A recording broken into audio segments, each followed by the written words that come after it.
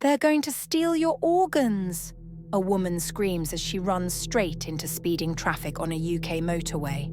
Her twin sister is already lying in the road, crushed by a truck. Both survive, and somehow. This isn't even the worst part of the story. This isn't a horror movie, this isn't a prank, and this isn't drugs.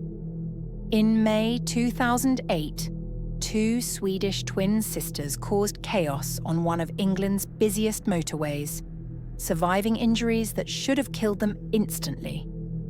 Less than 48 hours later, one of them would stab a kind stranger to death.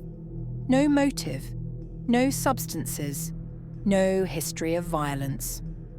What followed exposed a rare psychiatric phenomenon, critical systemic failures, and a death that may have been completely preventable. This is the case of the Eriksson twins. Sabina and Ursula Eriksson were 40-year-old identical twins from Sweden. They weren't known to police. They had no documented mental illness, no criminal history. In mid-May 2008, Ursula flew from the United States to visit Sabina in Ireland. And then, without explanation, the twins abruptly packed up and left. No one knew why.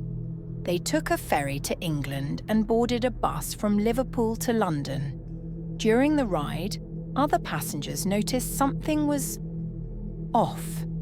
The twins whispered to each other constantly, clutched their bags tightly, scanned the bus like they were being hunted. The driver became so concerned that he stopped at a service station on the M6 motorway and asked them to get off. Staff immediately called police.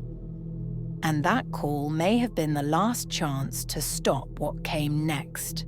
As police arrived, along with a traffic cop's film crew, the twins suddenly bolted.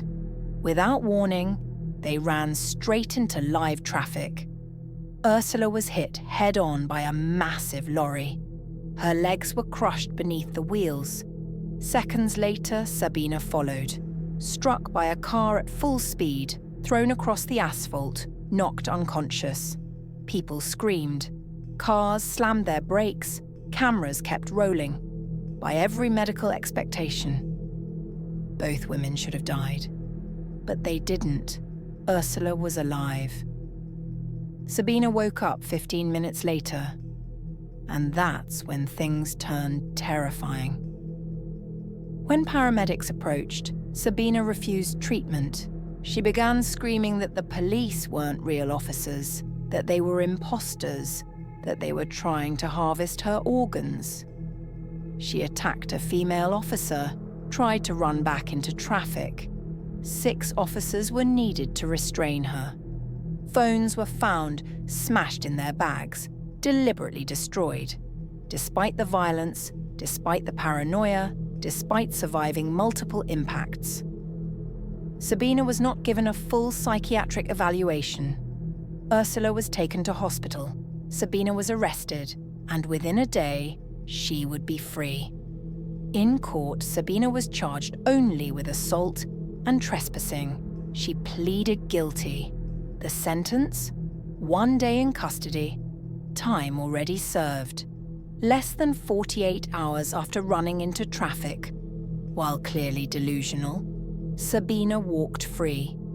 Police footage later revealed officers discussing whether she should be detained under mental health laws. They chose not to. That decision would cost a man his life.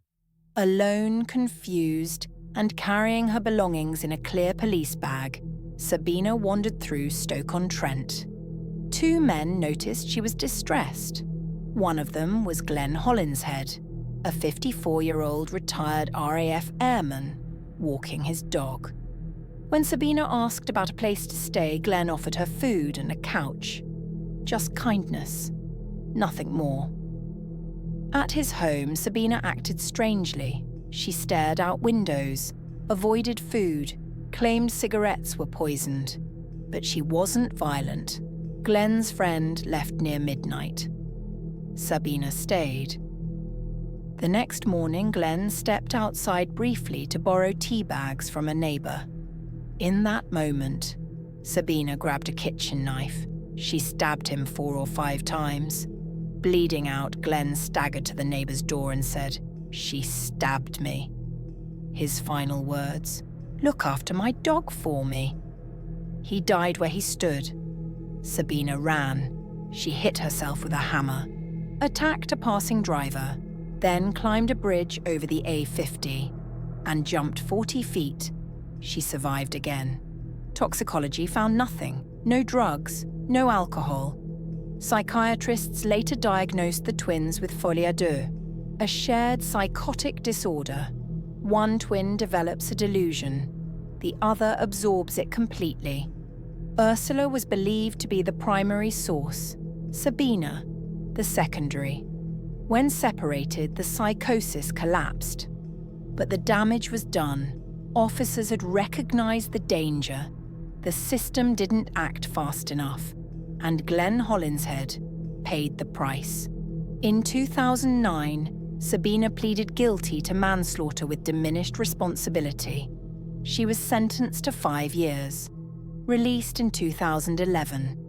She returned to Sweden. Ursula was never charged. No further incidents have ever been reported. 2 women survived the impossible.